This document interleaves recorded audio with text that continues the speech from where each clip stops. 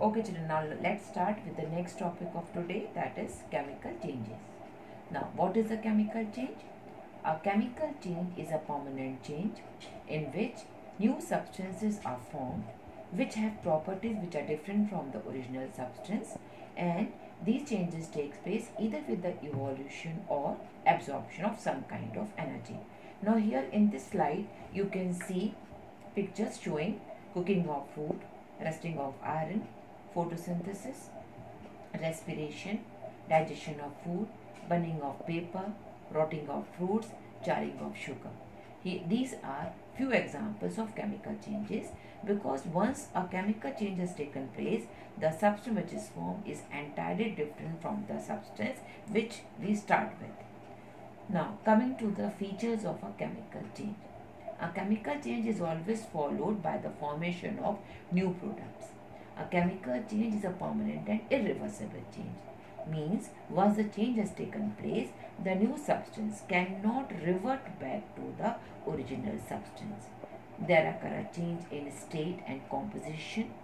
The change may give rise to some kind of smell. Change may be followed by the change in color. The change may give out or may absorb energy in the form of heat, light or sound. Now let us discuss few examples of chemical change. The first one is burning of a magnesium ribbon. For this children, you have to take a magnesium ribbon about 10 centimeter long, rub it with a sandpaper so that its surface is clean.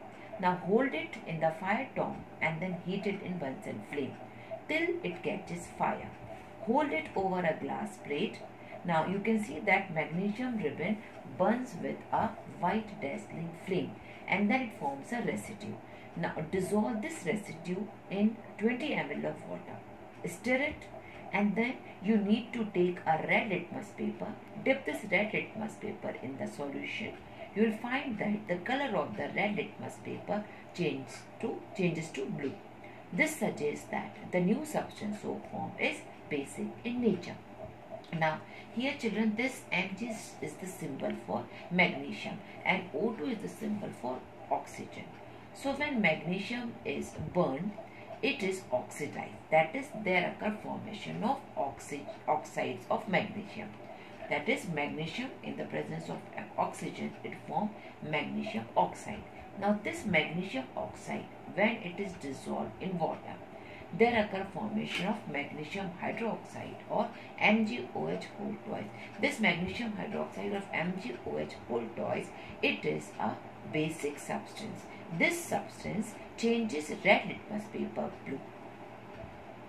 Coming to the next example, you have to take a beaker, pour about 50 ml of tap water, add a spoonful of copper sulfate. Copper sulfate crystals are blue in color.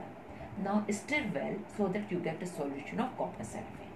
Now to this add few drops of dilute sulfuric acid. Now take out 5 ml of this in a test tube for comparison, and to the remaining solution add 2 brightly polished iron nails. Now cover this beaker and then leave it undisturbed for half an hour. Now you will compare the color of this solution with the original solution. You will find that the blue color of the copper sulfate changes to light green color, and the brightly polished iron nails are coated with a reddish brown deposit. Now in this you can see that the blue color is of copper sulfate solution, and here you can see that white, silver, iron nails. After half an hour you can see that the color of copper sulfate, which was blue, now changes to green, and there is a reddish color deposit on iron nail. Now let us see what is the equation for this. Now this copper sulfate, this is the blue color one, and iron here is for the iron nail. After half an hour you see that the color changes from blue to green. What is this? That is ferrous sulfate solution, and this copper forms a reddish brownish deposit on the iron nail. This is basically a displacement reaction where iron has displaced copper sulfate, resulting in the formation of iron sulfate, which is green in color and a brownish color coating on iron nail. Now these two substances are different from the original substance we start with. So this is an example of a chemical change. Another example is action of washing soda with sulfuric acid. Now take a glass test tube. To this add a pinch of washing soda. Now add 5 ml of dilute sulfuric acid. Now fix in its mouth a rubber stopper fitted with a delivery tube. Put the other end of the tube in a beaker having lime water. Now what is this lime water? Lime water is calcium hydroxide solution. Now you will make your observation. You will find that there occur a brisk effervescent reaction and there occur the evolution of a colorless gas as soon as dilute sulfuric acid is poured over the washing soda.